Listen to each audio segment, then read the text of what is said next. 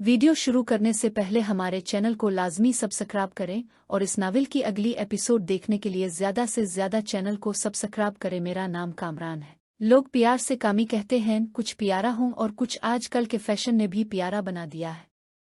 कोई परतिस तो नहीं हो लेकिन फिर भी लोग बैंड सिम कहते हैं। मेरे अलावा मेरी उम्मी रुखसाना बेगम है जो 45 साल की हैं। खूबसूरत बैंड कश्मीरी नस्ल बेरंग गोरा चिट्टा तरमे फिल्मों का असर सब पर होता है, उम्मी पर भी है और फैशन के मुताबिक अपना ख्याल रखती हैं, खद का भी और खूबसूरती का भी।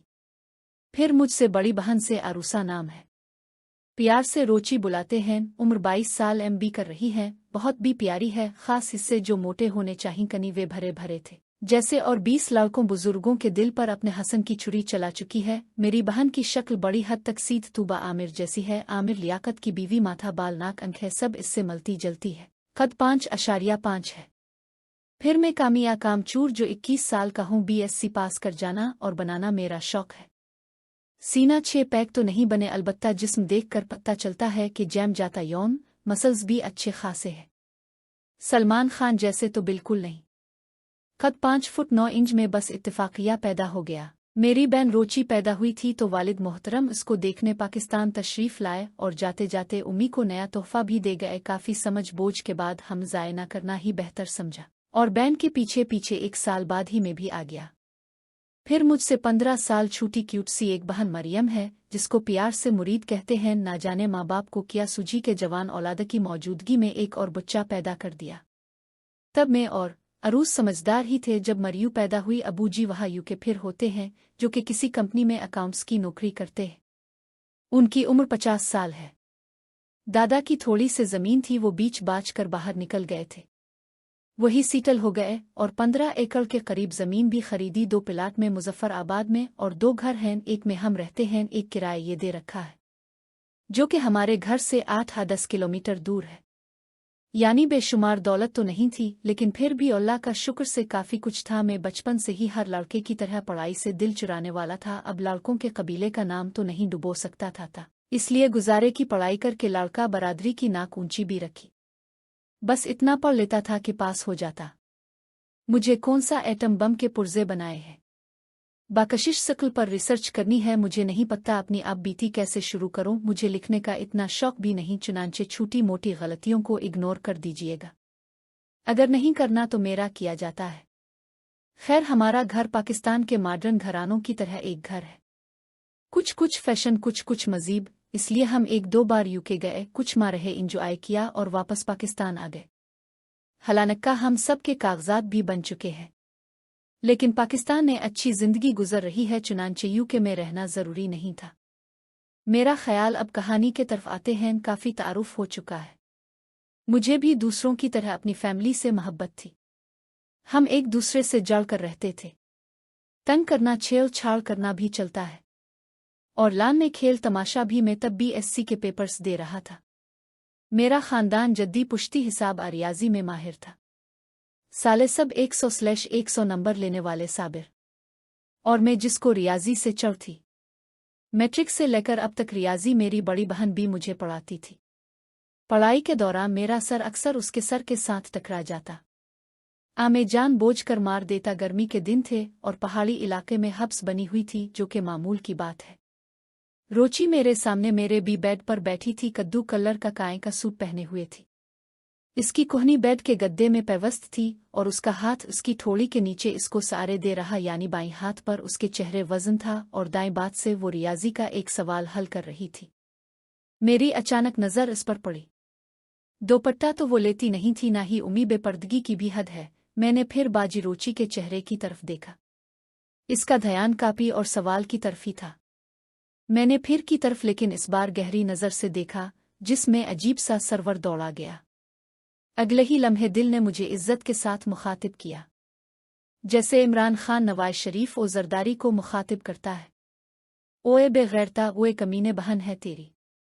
खैर, मैंने ज़बरदस्ती ध्यान कापी पर रखा, निगाहें थोड़ी सरकी और उसके हाथों पर गौर करने लगा। सफ़ेद और मुलायम बात ता झरी ता दाग ता मील। अपने हाथों पर गौर किया तो लगा जैसे मजदूर के हाथ होते हैं। दिल ने किया, कामी अपना काम कर। बैन यकीन ना कर, मैं भी क्या बातों को लेकर बैठ गया। रोची, कामी, थोड़ा पानी तो लाना। प्यास लग गई है। मैं किचन में गया तो उम्मी चूल्हे की तरफ मुड़ कर के खाना पका रही थी और उनकी पुश्त मेरी तरफ थी। मैंने नज़र भर कर देखा तो वो एक अच्छी खासी मोटी सेहत की मालिक थी। मुंह बिसूरते हुए फरीज से पानी निकाला, पानी का गिलास लिया और अपने कमरे में आ गया। पानी बेड पर गिर गए तो रोची सीधी बोकर बैठ चुकी थी। पानी के गिलास को मुंह लगाया और पीने लगी।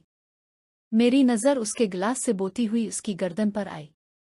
आम लड़कियों से हिटकर थोड़ी लंबी गर्दन थी, वो भी पूरे जिस्म की तरह सफ़ेद, और वाकई जो कहते हैं इतनी गोरी के पानी भी गिले से नजर आए। पानी की चंद बूंदें इसके होंठों से बहती हुई गर्दन से होती हुई दरमियान कहीं गुम हो गईं। जल्द भी नज़र हटाकर पानी वाली बोतल को देखने लगा। मुझे अब अपने आप ये गुस्सा आ रहा था कि क्या हो गया आज। माँ बहन एक ही करता जा रहा बोन। खैर, मैंने सर झटक दिया और रियाजी के सवाल की तरफ ध्यान देने लगा। कुछ देर समझाने और पढ़ाने के बाद रोची उठकर चली गई। मैं कुछ देर किताबें समेटें के चलूँ, आज के लिए बहुत हो गई पढ़ाई। लगातार 1 घंटा पढ़ाना भी अजाब था, वो भी बगैर किसी रेस्ट के। अपनी गर्दन को उल्टा सीधा घुमाता घर से बाहर निकला, जैसे बहुत पढ़ लिया। बाबर इतनी रौनक नहीं थी, गर्मी थी, लोग घरों में ही थे। दिल्ली में असद चलता आ रहा था। असद मुझसे छोटा है लेकिन दोस्त है। इसके अब्बा हकीम हैं और दादा भी हकीम थे। असद के जरिए में जिस्म बढ़ाने, मसल्स वगैरह के लिए देसी दवाई लेता था। इस ज़मरे में एक वाक़या बयान करना ज़रूरी समझता हूँ। जब मैं 9वीं क्लास में था तो अबू यूके से आए हुए थे। हकीम साहिब उनके क्लास फेलो थे। उनसे बेशर्मी दवाइयाँ लेते थे, जैसे कि टाइमिंग की, और लिन का साइज़ बड़ा करने मुझे नहीं बता था। इससे फ़र्क पड़ा नहीं। उन्होंने अपनी ममनुआ देसी दवाइयाँ अलमारी में रखी होती थीं। वहाँ और भी बहुत सी दवाइयाँ थीं जो अक्सर घरों में होती है। अमजई एक बार सर दर्द हुआ तो उम्मी ने कहा, मेरे कमरे की अलमारी से डिस्प्रीन की गोली ले आओ। ये कहकर उम्मी अपने कामों में लग गईं और मैंने डिस्प्रीन का डब्बा खोला। इसमें कुछ पुड़ियाँ थीं, मैंने पहले कभी इस्तेमाल नहीं की थी। एक पड़ी उठाई, सीन में ब्राउन रंग की गोल मटोल गोली थी, वो मैंने पानी के साथ ले ली। मुझे गोली खाने का शौक था। मुझे शक था कि ये जिस्म को बड़ा करती हैं और इंसान जल्दी बड़ा हो जाता है, क्योंकि डिस्प्रीन जो लीवी में दिखाते हैं वो सफ़ेद रंग की होती है। इसी तरह लगातार मैंने 3 दिन दवाई खाई। करने वो इली दवाई थी, मेरा मैदे इसको बचा नहीं सका और दर्द रहने लगी। जब उम्मी को बताया तो उन्होंने एक डॉक्टर को दिखाया। डॉक्टर ने उम्मी से मेरी खुराक पूछी। उम्मी ने वाजिबी से खाने का बताया। डॉक्टर ने मेरे पेट पर हाथ लगाकर दबाया और पूछा, दर्द हुई?